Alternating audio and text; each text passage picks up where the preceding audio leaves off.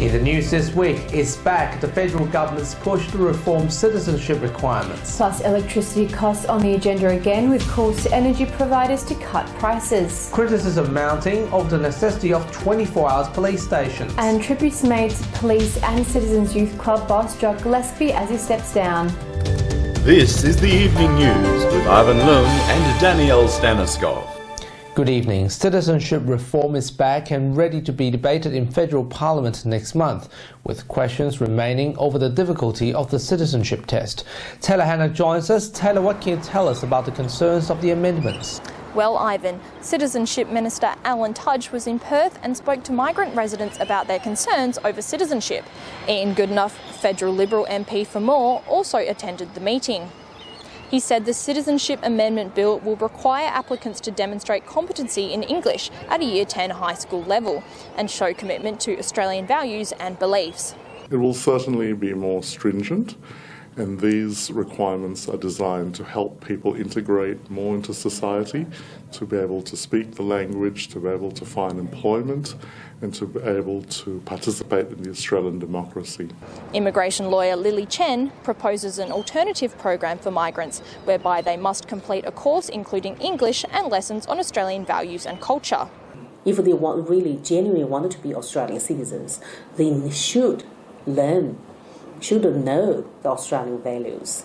Ms Chen believes an alternative to the Australian citizenship test would be a better way for migrants to assimilate into our society. The recently reformed bill will be presented before the House of Representatives when federal parliament sits next month. Back to you, Danielle. Taylor, thank you. There are concerns power prices are sky high, with the federal government calling for lower energy costs. Energy Minister Josh Frydenberg says they're expected to come down, but experts believe it'll be a challenging task to cut prices. Nelson Liu reports. It's a cost that's affecting households, and the federal government wants power prices to now come down. I think what we're seeing is a gradual phasing out of coal-fired power. Energy Minister Josh Frydenberg has called on power retailers this week to lower prices, claiming government measures, including increased domestic gas supply, have dropped the wholesale price by 20%. Gas is largely replacing that. Experts believe they won't fall easily. It's actually the cost of the network infrastructure used to deliver that energy to you, so it's very difficult to reduce that cost. Mr Frydenberg made the demand while calling for states, federal Labor and Rebel coalition backbenchers to adopt the proposed National Energy Guarantee. In WA, Synergy says power costs are being regulated by the state government's budget measures, and the government claims decisions still need to be made over electricity costs. It's the one thing that occupies our time at every ERC meeting. What is the flow-on impact through to household budgets? But the opposition says WA households won't be affected. We do not have the problems of the eastern seaboard on electricity. Nelson Liu, WAMN News. Police Minister Michelle Roberts has responded to comments after 3 additional 24-hour police stations were said to be unvisited after midnight. Police Union President George Tilbury said it is a waste of resources and there is no demand for extended hours.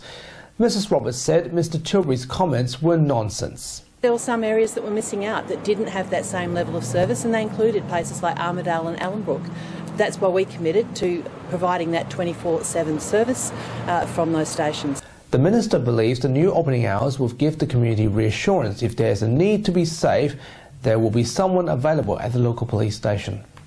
People around Australia have gathered to raise awareness about the importance of science to the community. Hundreds of citizens attended the March for Science rally across 9 cities, calling for all political leaders to adopt evidence-based policies in the public interest. They are also campaigning for stability in science investment and a commitment to high levels of science education. So if the evidence-based research is not built into policies, where do we base them on? Beliefs or political moves? We need to have something concrete, something with evidence. Fremantle's Woolstore shopping mall has been spared the bulldozer after rejection of its redevelopment plan. Designs for a new building have been submitted by the applicant, but Fremantle Council says it's not an acceptable design. The council hopes the design will be renegotiated. They have several options. One option is just to walk away, which is something that we would certainly not want to see. Another option is to try again, maybe with another architect. Or another option is to go to the State Administrative Tribunal and appeal the decision. US President Donald Trump has cancelled his trip to Latin America as he carried out decisions responding to the Syrian military crisis. It's reported that Syria's capital city Damascus has been hit with airstrikes. President Trump says military actions will continue until the Assad regime stops using chemical weapons. The purpose of our actions tonight is to establish a strong deterrent against the production, spread and use of chemical weapons. Establishing this deterrent is a vital national security interest of the United States. The European Union has planned tougher penalties to hold companies accountable for cheating consumers. It follows a diesel cheating scandal from Volkswagen, as consumers in Europe were not compensated. The proposed legislation will also mean that consumers will have a right to seek compensation from goods and services producers. And finally this week, tributes are flowing for WAPCYC CEO Jock Gillespie, who is leaving the organisation in July. Police Minister Michelle Roberts believes he had a big impact on WA's youths, spending his life protecting and serving the community. She says he'll be missed. He understands that today's youth are tomorrow's next generation, and investment in those youth can mean that they can lead productive lives and hopefully have opportunities in life rather than perhaps tend to get involved with vandalism or graffiti or other low-level crimes. He's devoted most of his life to serving others in the community.